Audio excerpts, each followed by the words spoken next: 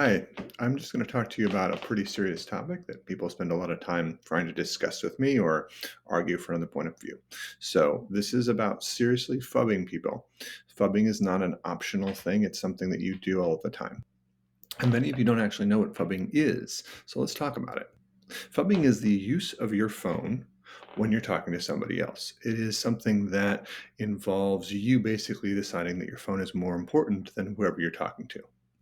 Now, in a classroom, this happens all the time. Undergraduates, people in college, they're paying for it. They're paying for their class, but they spend an average of 11.7 times per day in class, spending about 21% of their time in class phubbing. Now, a quick estimate on that, $80,000 a year for college, give or take, you're spending about $20,000 of your time, about a quarter of your time, throwing that money away rather than actually being in the college that you're paying to go to. And you're going to that college because you want to actually get a career and do well and show that you can do well. But people who text during class do more poorly. Not only do they do more poorly, all of the friends that sit next to you also do more poorly. Now, your teacher can be more interesting, move around and give jokes, but realize you are hurting yourself.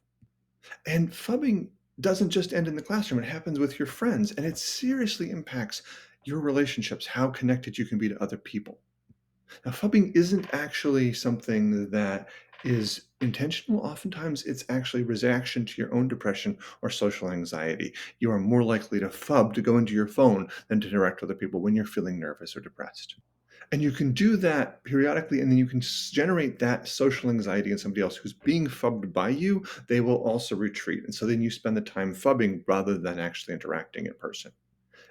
And your phone is actually created to do this, to generate you that buzz or sound, to take you away from the people you're with. If you just want to improve as a human being, more agreeable individuals, people that other people like more, actually phub less. It's just an active process where you actually spend more time with the other person rather than on your phone.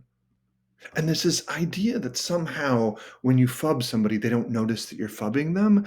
And that's not true. If I'm watching you, I know you're phubbing. So, in response to this, there's a lot of people that are starting to ban phones at all.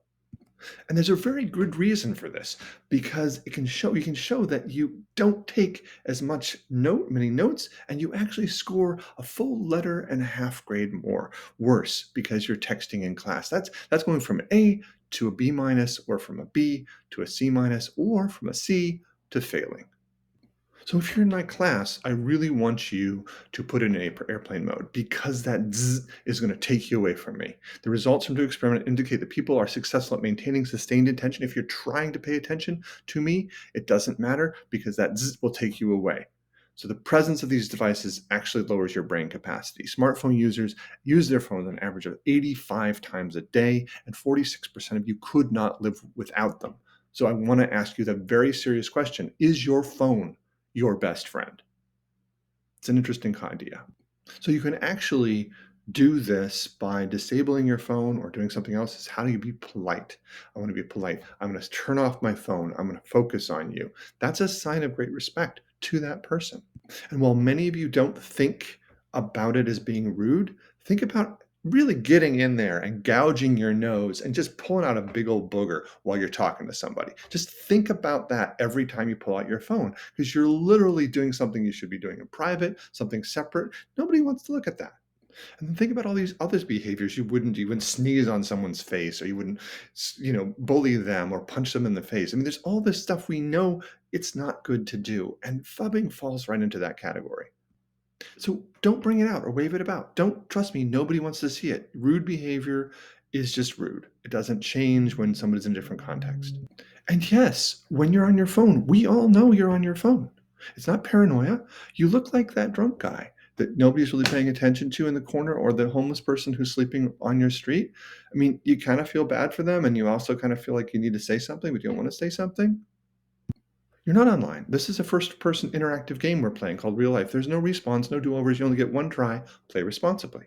Just say no to phubbing. And if you can't, and I take your phone, it's because I'm literally increasing your brain capacity. Look at that chart, giving you 5 to 10% more brain. That's why. Thanks for listening. Bye. If you want to argue this point, give me research that shows it's good for you to have your phone in class. Thanks.